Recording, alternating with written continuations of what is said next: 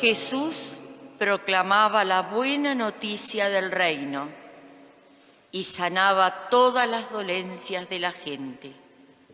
Aleluya, aleluya, aleluya, aleluya, aleluya. El Señor esté con ustedes. Y con tu espíritu. Evangelio de nuestro Señor Jesucristo según San Marcos. Gloria a ti, Señor. Cuando Jesús volvía de la región de Tiro, pasó por Sidón y fue hacia el mar dejando el territorio de la Decápolis. Entonces le presentaron a un sordomudo y le pidieron que le impusiera las manos.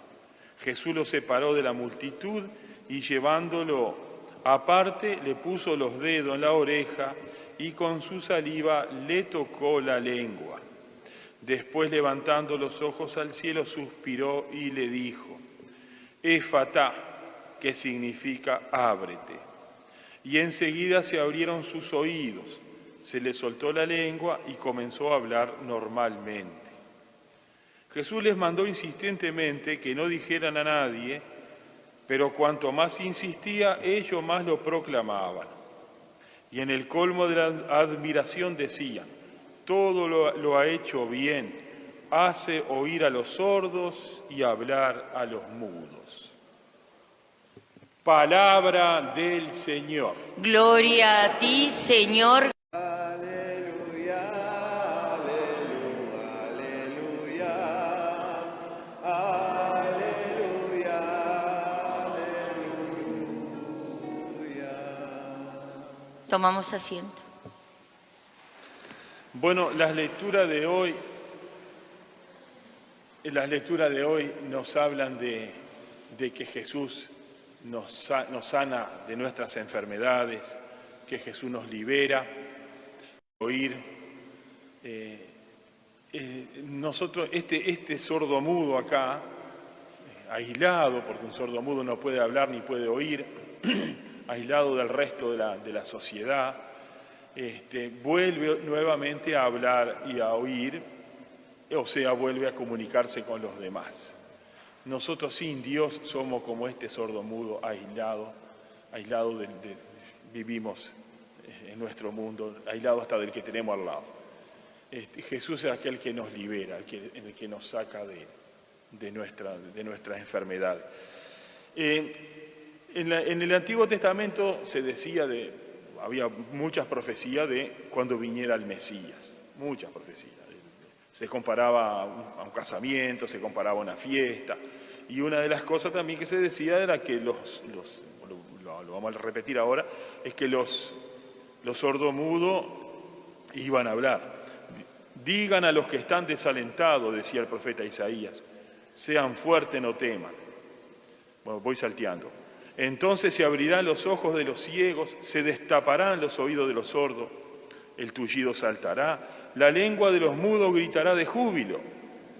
Eso iba a pasar. Bueno, torrentes en la estepa, el páramo se convertirá en estanque, la tierra sedienta en manantial, etc. Pero quedémonos con estas dos, la del sordo y la del mudo.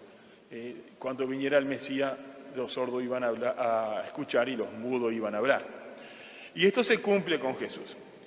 Bien, entonces Jesús no solamente cumple esto, las profecías, sino que además nos enseña de que eso que hizo con este sordomudo lo hace con todos nosotros. Todos nosotros estamos enfermos y Jesús vino a curarnos. La vida del cristiano es una vida sana, es una vida equilibrada. Jesús es la medicina de la enfermedad de la humanidad. ¿A qué enfermedad nos referimos? Al pecado. Toda la humanidad está enferma, y está enferma por el pecado. Basta prender la radio y los informativos de la radio y la televisión o escuchar lo que pasa con nuestros vecinos o en nuestra misma familia, nos damos cuenta de que la sociedad está enferma. Está enferma ¿por qué? Porque todos hemos nacido con el pecado original. Y cuando nos bautizaron, el bautismo fue el primer remedio, comparándolo a una enfermedad, la primer pastillita, la primer medicina, el nacimiento, a una vida nueva, a una vida que se tiene que empezar a sanar. Carlos Marx, el ideólogo, el fundador del marxismo, del comunismo, decía de que, él decía que el mundo está mal, está enfermo, por la social, y que la religión es el opio de los pueblos, el calmante de los pueblos. Bueno, en una cosa tiene razón, solamente en una cosa tiene razón, lo demás está equivocado, y la prueba es que está equivocado es que donde pasó el comunismo, fundado por Carlos Marx, el marxismo, dejó la sociedad 10 veces peor de la que la encontró. No es que estuviera bien la sociedad de donde entró el marxismo, estaban mal, por eso entró, pero quedaron 10 veces peor que lo que la encontraron, la arruinaron 10 veces más de lo que ya estaba arruinado, la sociedad por donde pasó y donde está todavía el marxismo. Pero en una cosa no se equivocaba, cuando decía que la sociedad está enferma. Hasta ahí estamos de acuerdo. Ahora, el por qué está enferma y el cómo hay que sanarla, ahí se equivocó. Y la prueba decía en los países donde pasó el marxismo. Cuando él decía que la sociedad está enferma, tenía razón. Él decía que la sociedad está enferma por la injusticia social. Esa es la razón. Y la solución era la dictadura del proletariado. Cuando los obreros tuvieran el poder, como el tema es de injusticia social, de desigualdad social, entonces basta que los obreros tomen el poder, el control de la fábrica, de las empresas, y entonces ahí se iba a solucionar los problemas de la humanidad. Ahí esas dos cosas se equivocan. Y entonces decía, y además otra cosa que se equivoca, aquí viene lo peor, que decía que la religión era el opio de los pueblos. El opio de los pueblos. ¿Qué era el opio? El opio ahora se conoce más como una droga, ¿verdad? Dentro de las drogas, la pasta base, la marihuana, el cannabis, esas cosas, el opio también es una de las drogas. Pero en la época de Carlos Marx, el opio era un calmante y se sigue usando en medicina. Yo conocí varias personas que con fuertes dolores los médicos le recomendaron opio porque es un calmante de los más fuertes que hay, es un sedante. Entonces se utilizaba sobre todo como calmante, un remedio, una medicina, en los campos de batalla de las guerras, los soldados heridos, lastimados, para que no anduvieran a grito pelado, como decimos comúnmente, le daban opio y la persona no sentía nada. Era una anestesia, es una especie de anestesia. Bien, entonces decía que la religión viene a ser el opio de los pueblos. Bueno, Carlos Marx, solamente en una cosa tiene razón, nada más que en eso, en que la sociedad está enferma, que el mundo está enfermo. Pero no por la injusticia social, también por la injusticia social, también por la desigualdad y la explotación del obrero, todas esas cosas. Pero ese es uno de los tantos puntos. La sociedad está mal por el pecado original con el que todos hemos nacido, que todos somos hijos de Adán y Eva, heredamos el pecado de Adán y Eva, que es el pecado de soberbia de querer ser como dioses, no es el pecado de comerse una manzanita, como dicen algunos en chiste. Es el pecado que queremos ser como dioses, queremos ser mejor que los demás, nos creemos mejor que Dios.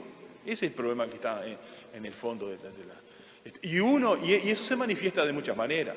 El pecado original se manifiesta por la traición, por la mentira, por la falta de honradez, la soberbia, la lujuria, bueno, todos los vicios que hay. Y una de las tantas manifestaciones del pecado original, no la única, es la injusticia social, que es lo único que veo en un panorama de 200 cosas, Carlos Marx ve una sola, que tiene su peso, evidentemente, no es mentira el punto de partida de Carlos Marx, tiene su peso, es verdad, pero es una sola de las 200 cosas que hay. Bueno, entonces, en ese sentido, la Iglesia piensa igual que Carlos Marx, la sociedad está enferma, pero no está enferma por la injusticia social, está enferma por el pecado original, y una de las manifestaciones del pecado original es la injusticia social, la desigualdad social, la explotación del obrero, etcétera, etcétera. Bien, y para Carlos Marx la solución era la dictadura del proletariado, la revolución de los obreros, etcétera. Para la Iglesia la solución es Jesucristo. Y para la Iglesia, la religión, lejos de ser el opio de los pueblos, el calmante, Carlos Marx dice, el opio de los pueblos es el calmante. Uno está enfermo, le da les da una anestesia, no siente, pero la anestesia no lo cura. La anestesia le quita el dolor, pero le quita también la vitalidad. Lo duerme, lo deja dormido y hasta que se muera y chao. Dice el opio de los pueblos. La iglesia no es el opio de los pueblos, la iglesia trae a Jesucristo, que es la cura de los pueblos. Es el remedio de los pueblos, es la medicina de todos nosotros. Todos nosotros somos como este sordo mudo que estamos llamados a curarnos, a salir del aislamiento, a volver a la vida, a tener relación con nuestros hermanos, a tener amistad con nuestros hermanos, a tener comunión con los demás, a vivir la vida eterna. La vida eterna, estamos llamados a la vida eterna. Jesús viene a traernos la vida eterna. Lo que es la vida eterna ya lo hemos explicado hace un par de domingos atrás, 4 o 5 domingos atrás, cuando tocó ese tema.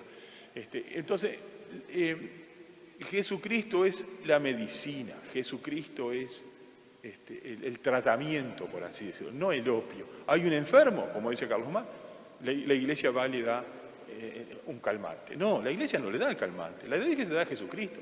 Jesucristo no es un calmante, Jesucristo es el tratamiento, Jesucristo es la salud, Jesucristo es aquel que te lleva a la vida eterna, lo que te lleva a pleno. Todos somos como este sordo mudo, como decía, y estamos llamados, como cristianos que somos, estamos llamados a terminar como termina este evangelio. Fíjense cómo termina este evangelio. Dice, después que Jesús lo cura, ¿no? Dice, y enseguida se abrieron sus oídos, se le soltó la lengua y comenzó a hablar normalmente. Jesús le mandó insistentemente que no dijera nada a nadie, así termina este evangelio. Pero cuanto más insistía, ellos más lo proclamaban. Y en el colmo de la admiración decían, todo lo ha hecho bien, hace oír a los sordos y hablar a los mudos. Esta frase es una frase que se repite varias veces. Ahora que Jesús curó a este sordo mudo, cuando Jesús le da la vista a un ciego, cura a un ciego, los leprosos también. Jesús le dice que no, les pide expresamente e insistentemente que no digan nada a nadie. Y sin embargo ellos van y hablan. Acá uno puede decir, pero son desobedientes. Desobedecer a Dios es lo peor que nos puede pasar. Estarían pecando de desobediencia. Uno puede pensar, si lo lee así medio rápido, si no analiza bien las cuestiones. Sobre todo una cuestión psicológica que aparece acá. Si uno dice, están pecando. Esto no es porque desobedece. De hecho, desobedece, porque Jesús les mandó, y todavía dice, les mandó primero, insistentemente, que no dijera nada a nadie. Pero cuanto más insistía, ellos más lo proclamaban. Como decir, vienen los padres que se quejan de los hijos, cuanto más se le dice, cuanto más le decís las cosas, más la hace al revés.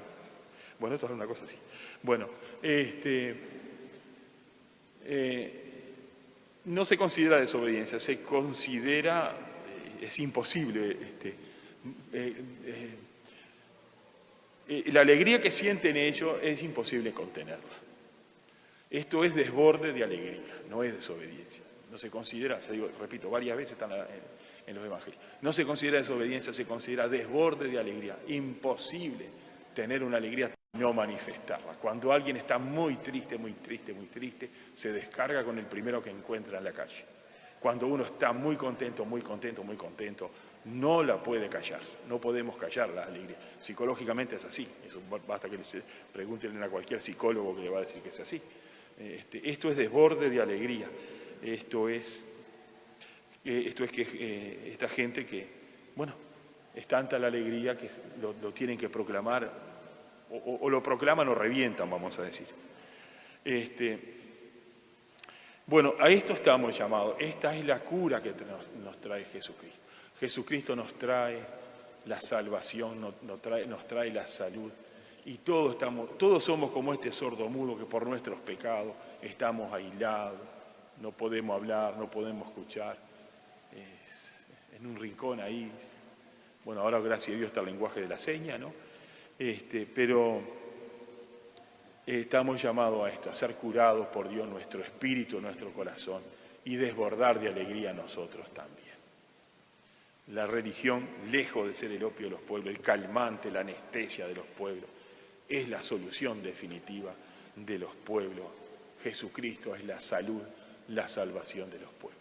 Bueno, le pedimos al Señor que también nosotros nos dejemos curar como se dejó curar este sordo mudo y que terminemos como esta gente, proclamándolo, en el colmo de la admiración, habla todavía, en el colmo de la admiración, que también nosotros podamos admirar las bellezas, las grandezas de Dios y proclamarlo por todos lados donde nos movemos. Que así sea. Amén. Como la lluvia y la nieve bajan desde el cielo y no vuelven a subir sin empapar y hacer germinar la tierra.